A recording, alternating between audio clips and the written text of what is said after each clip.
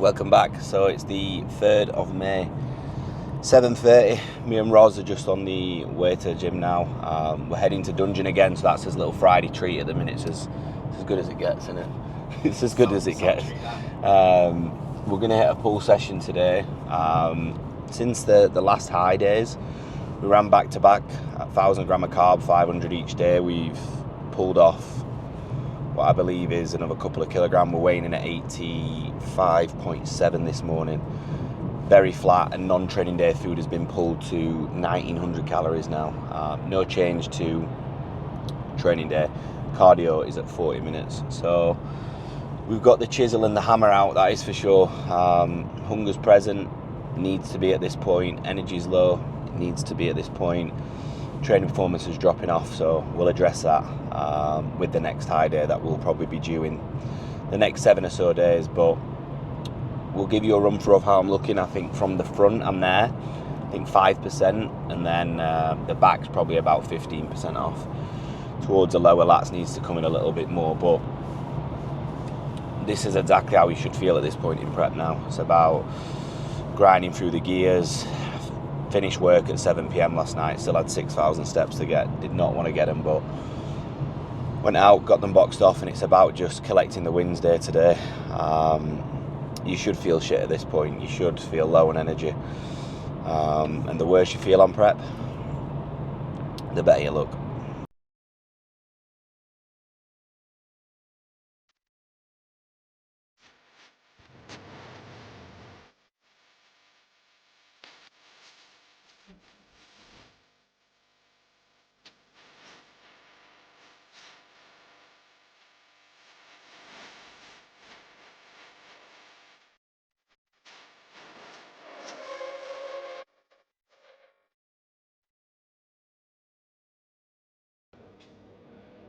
Obliques a bit more.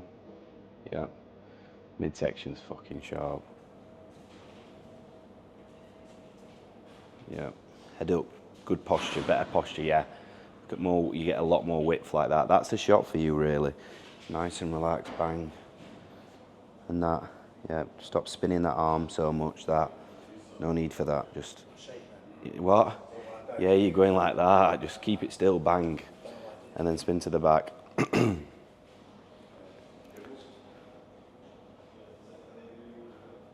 Back's flat now, bro. Let's have a look. What tense is that, right?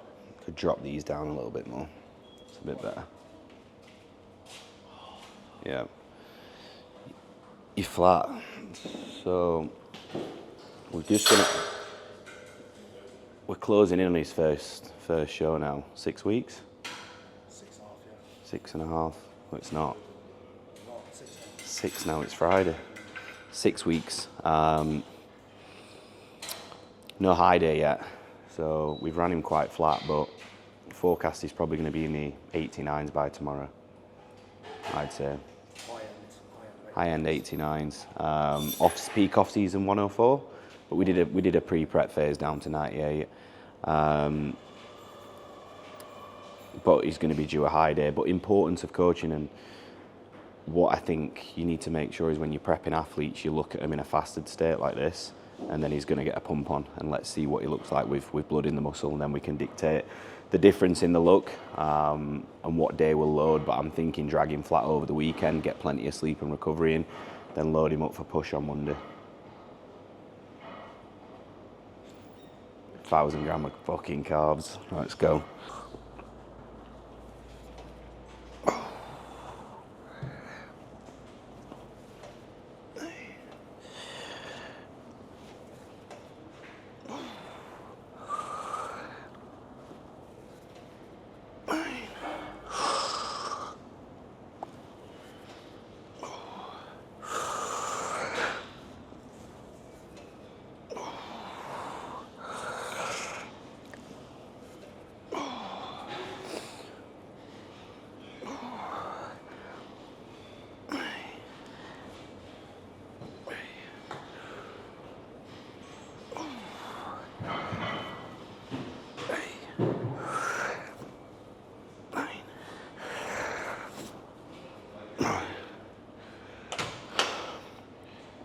This is just a what I call blood flow movement.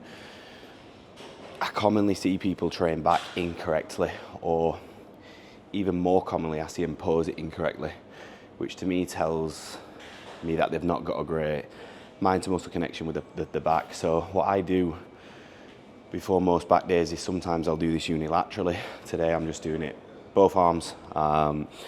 Is a rope pull over and then a rope row, because what that does is get my back absolutely popping, ready to go into my main movements where there's plenty of blood and I can connect straight away.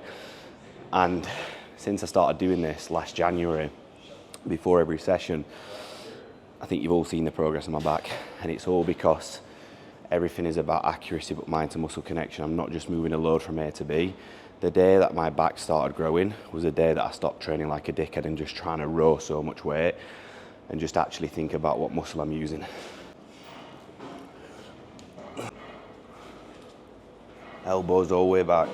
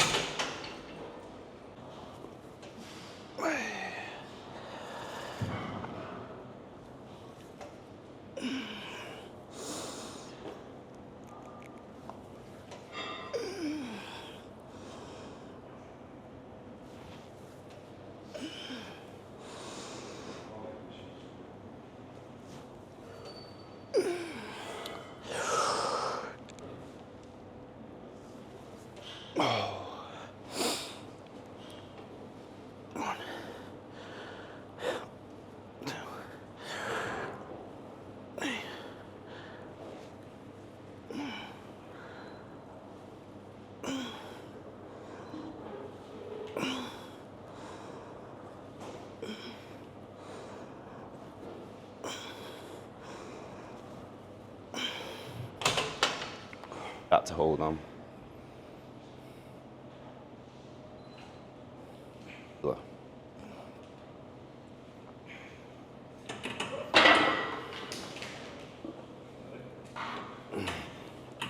Ow. So we'll do.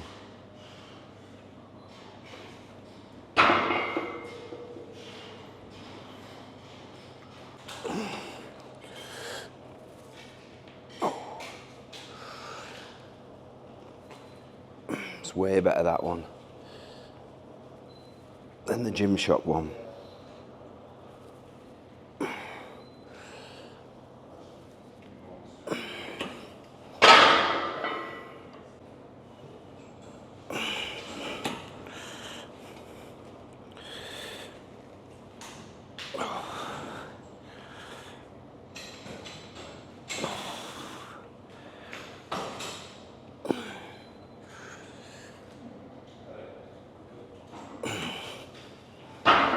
Probably do. Do you reckon big plate or?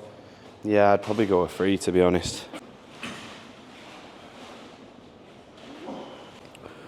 It's good.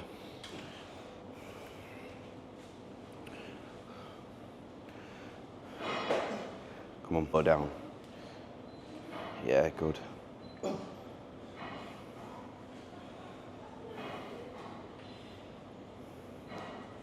Come on, go again. Pause, back in. Finish that. One more.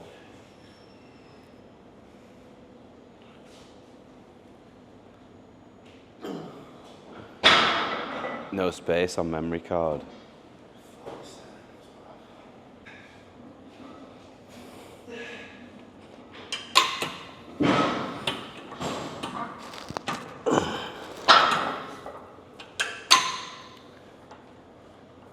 Got big chunky legs, you, aren't you?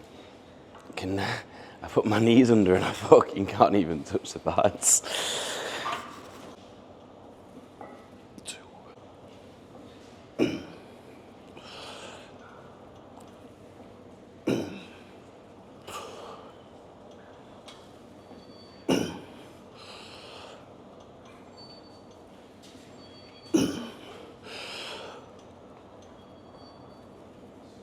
Oh.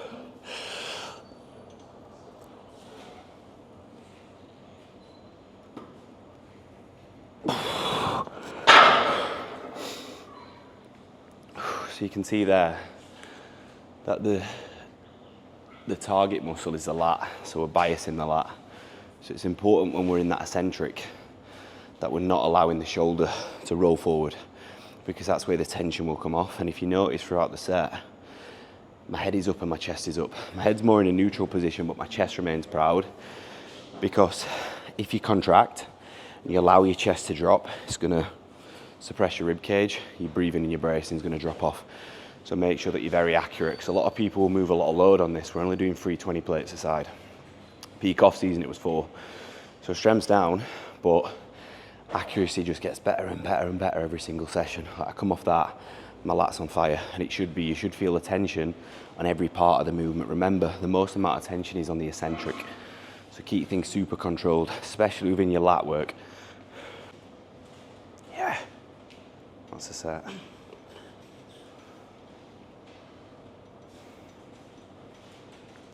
There you go. There's a running joke. Whenever I say one more to Roz, he always has to get one more. The one thing that I'll say is he trains like a fucking nutcase. For a pretty good looking guy. Most pretty good looking guys train like shit. And he trains very good. He's brought the best out of me. And if your training partner's not bringing the best out of you, bin him off. I don't know why he's still training with me, to be honest. I'm the map of this guy's life. He's the driver. The amount of times, yeah, calls me Uncle Ben. The amount of times he's like, nah, not competing, pushed the off season too much. Now he's starting to dial in. He will be the best first timer in men's physique this year, standard in the UK. There's no one going to get close to him, and I don't say shit like that easy. I've been to over 50 shows, but you're not doing first timers. Fuck that. Straight, he's against me, amateur Olympia, we're going to bring him in early. Come on.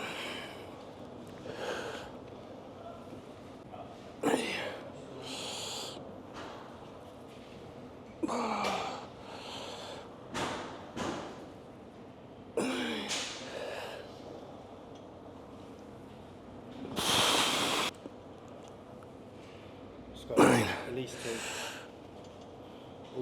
All you. Just get one more. Oh. All the way back in. Get it. Fucking hell. Fuck. 3.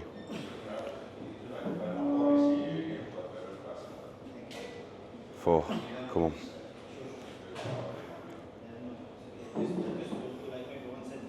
5. There you go.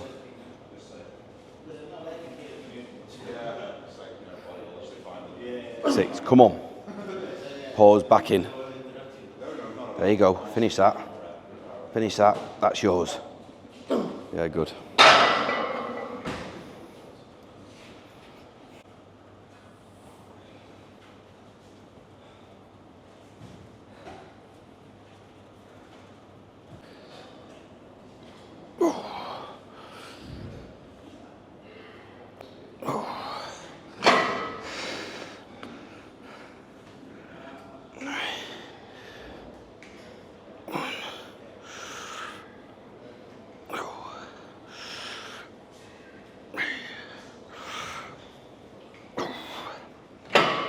Good.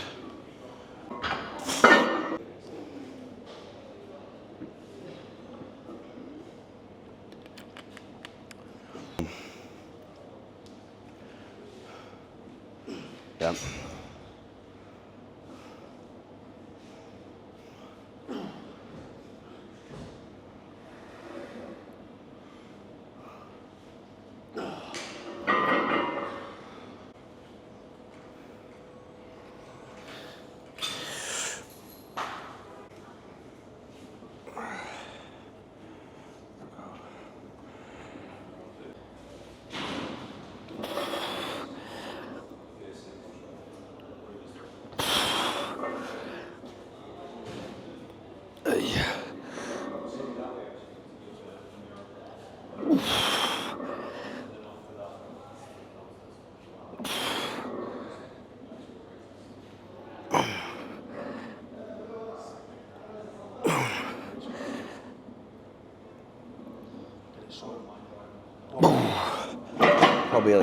probably overshot that, me. I could contract it, but not how I would have wanted to have contracted it. I'd have rather got 10 fucking perfect reps than 6 fucking average ones. But let's do top set back off. So we started off with 3 sets of the D-handle pull down, the Nautilus one, which I actually, having trialled that, prefer it to the gym shot one. I did like the gym shot one, but I think that one's better. And then that's followed by the Nautilus unilateral row as well now, which again, the gym shot one can probably put like 7-8 plates on it, whereas this 4's too heavy. So I think the way the weight is managed in terms of the line is better, but it's very lat biased this session. So I needed bigger lats, and I think it's fair to say we've got them, but this has come from direct lat work and a lot of it. So 3 sets on the pull down, 2 sets here, 3 straight sets really of 8 to 12 on the pull down, and then a working set and back off set here.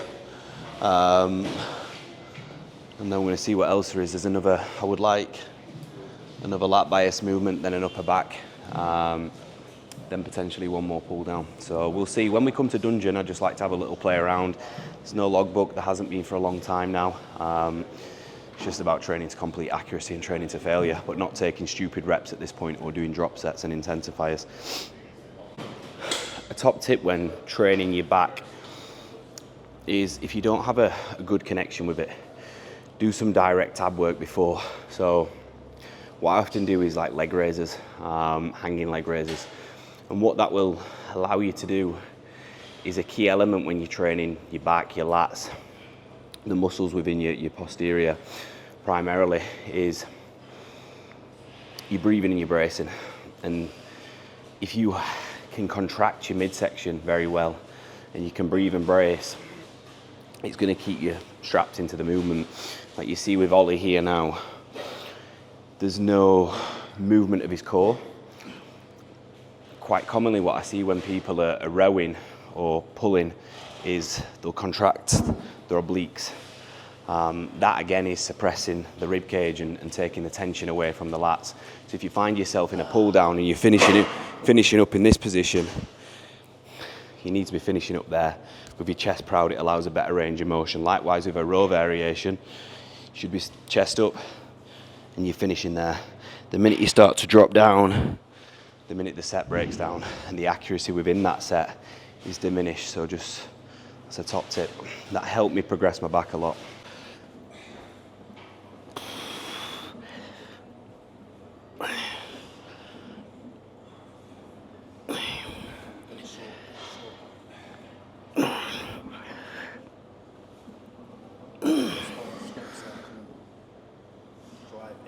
Oh. 2 more. 2 more. Oh. 1 more. Oh, you get it in. Oh. Oh. I could smash one of them muffins behind the counter. So we were just saying then that we take the off season for granted when, like, there's a muffin there, we train here usually and have a muffin straight after and just not even enjoy it, not even just take it for complete granted. And now I'd give my left leg to eat it, but Ollie used to pre-workout eat 6 muffins in his off season. I'll try and find a photo of what he looked like in his off season and put it on this video. He's getting all the glory now, but he pushed his off season fucking hard. Must have been doing about 6.5k. 6.5k calories a day. Truth is, eating development, you've got to spend time in an off season, but I think he did it the wrong way. What did you have, 5 guys every day? Pretty much.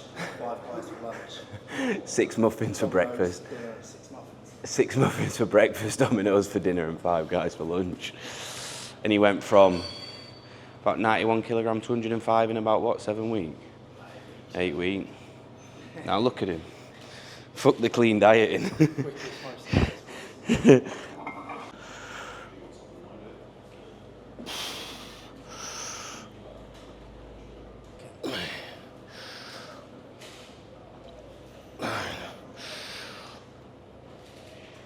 All the way back.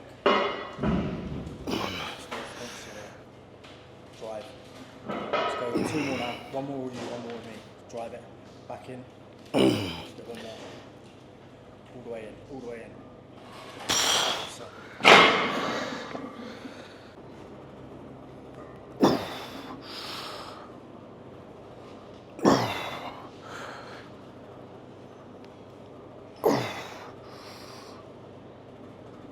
Come on, stay this side.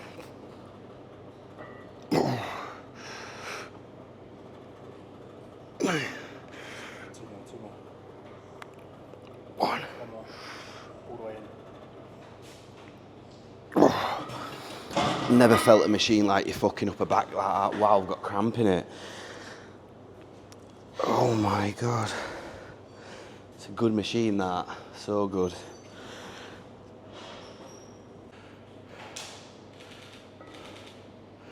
Yep. Yep. Keep that tension on. Come on. There you go. And again, open up. Back in. Yep. One more. Back in. Yep. Good, that, innit? I don't think it was too wide though. I did it narrow. Not narrow, but not as wide as you. I did it a little bit closer in because it just make it in line with your lats.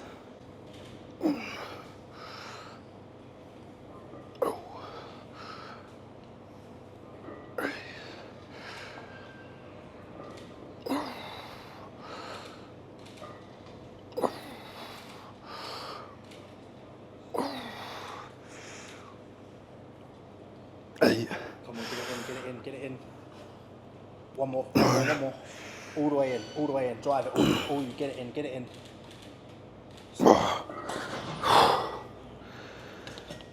So we've got an upper back bias lat pull down. Good machine, isn't it? We've done 2 lat variations, now onto a little bit more upper back, upper lat. Just to really bring the full anatomy of the back together, really. We run 1 upper back session and then 1 lat focus back session. And I think for anybody who's trying to develop the back, be very specific with your back work, because that's what's allowed me to grow back like this and Roz. Coming in today with a real focus of right accuracy with the lats. And then the upper back day, we've got a hinge, we've got a T-bar row. So it's all about elbow path. It's all about understanding what we're trying to get out of the movement. And that's what back day is, understanding, right, if I'm in this lat pull down, what am I trying to bias? If I'm in this row, what am I trying to bias? And if you don't understand that, more often than not, there's no real emphasis on what you're trying to improve. Which is fine for some people, going to the gym and enjoying it and just training. But if you want to be very precise with the way that you physique, the way that you develop physique, then try and be, let's say, understanding of your training program and what you're trying to achieve from it.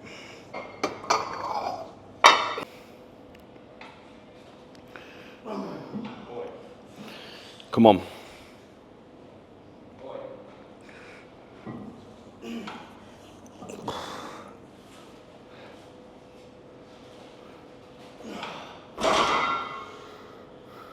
Right.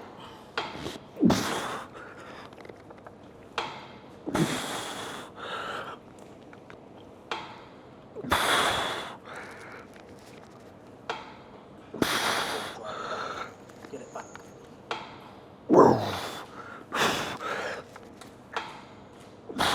Two more. Less. Yep. One more. Come on. Oh. Yep. Fucking hell, that's humbling, isn't it? Is that humbling? It's good though. I think that's my favourite ever upper back. Yeah. So we've got an upper back bias row now. To be honest, I ain't got a clue what brand the kit is, but it's humbling. I put 20 aside on Roz, put 40, classic. So he did 2 reps, failed. So we've put 10 on either side and I just get 8. But it compresses your chest firmly on the pad.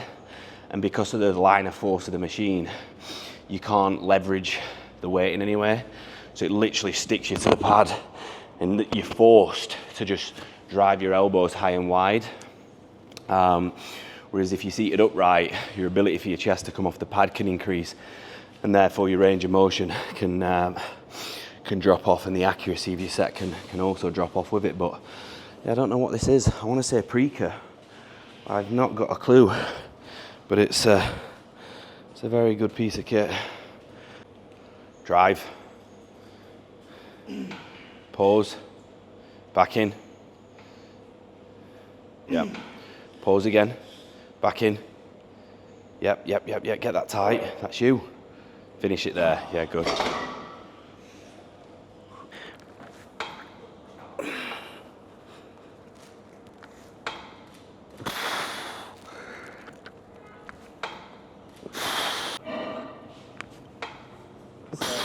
Three more. Get it. 1,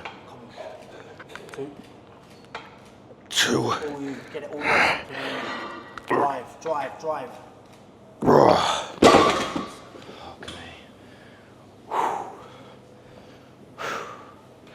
It's a fucking stupidly good machine, isn't it?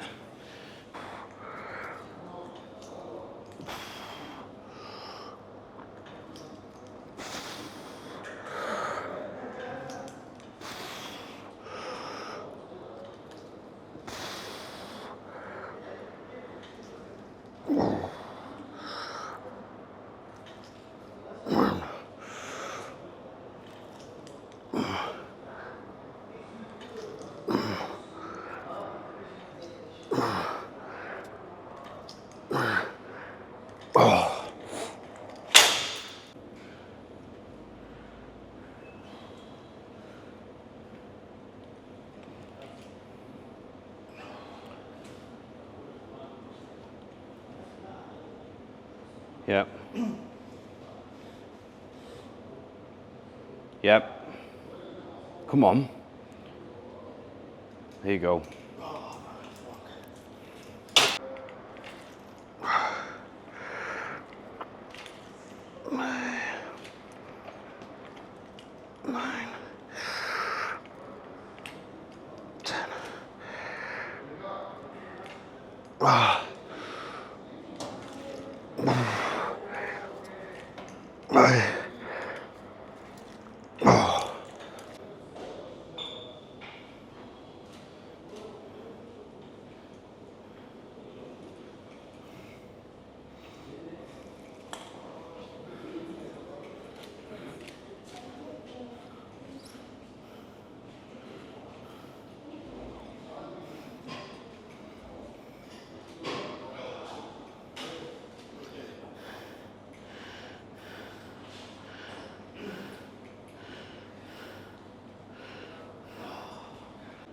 That's back finished, so we just topped up rear delts. Both mine and Ollie's rear delts are pretty big. So we need to be careful, because when you are chasing, let's say, a pro physique, the slightest imbalance and you can lose. So what we've really worked on within the off season really is to have a well-balanced, symmetrical physique. And I think it's, for me, like, that's one of my biggest strengths. Like, you don't look at me and think, oh, he's got tiny arms, or he's got a shit back, or his chest lets him down. So it's important that with the volume that we apply across the muscle group, it's very specific to us and our needs analysis, and that should be the case for any individual who's serious about progressing the physique. So again, like, I don't really want much more rear delt than that, because the bigger the rear delts become, the smaller the lats are going to look. So just 3 sets, that's typically all we'll do. Do 2 sets on the other one, so 5 sets total volume across the course of the week. Ollie's arms are a little bit big, so he doesn't typically do too much bicep work, but I'm going to do 4 sets of the preacher curl. He'll probably jump in. He can't say no to that. Dungeon doesn't have any cardio equipment, so we usually train and then do cardio straight after. He's on 45 minutes, I'm on 40. So we might head to Benoos to do the cardio, but it's 9:30 now. But the longer we stay here, the more we push his food back later on in the day. But I guess obviously this is one of the main benefits at the minute of being assisted as such, because we're not losing any muscle. Performance is dropping a little bit, but nothing really to cry home about. And it's just making sure that now we keep this momentum. The one thing I'm upset about is I have to leave to go back to UK on the 16th. my show's not till the 1st/2nd of June, so it's going to be 10 days back in the UK, back living with my mum. So I don't mind that, but when you've had your own space, as people will relate, it's hard. My mum cooks all my meals, so everything's going to be prepped and organised, so there's no slipping. But just what me and Roz have got going off here, I want to show more of it, and that's why I'm putting so much into the YouTube now, because we've not left each other's side in 6 months. We've been through the struggle of an off season where he was 105, I was 98, and now I want to see him fucking win, and I want to see him reap the rewards for his hard work. So to lose touch of his journey and the final hurdle, I'm just going to make sure that when he's back in the UK, we can do his best to make sure I see him over the line. And it's such a valuable part of bodybuilding, is having somebody in your corner, whether that's your girlfriend, whether that's your training partner. If you can get both, you're laughing.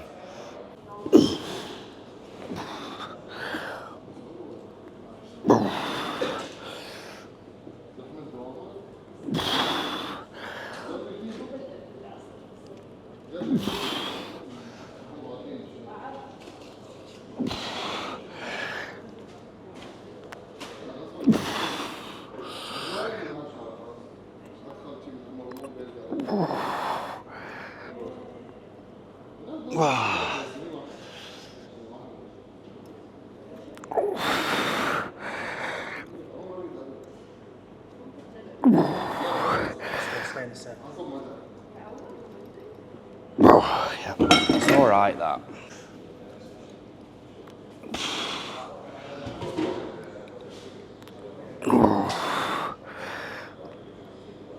Great.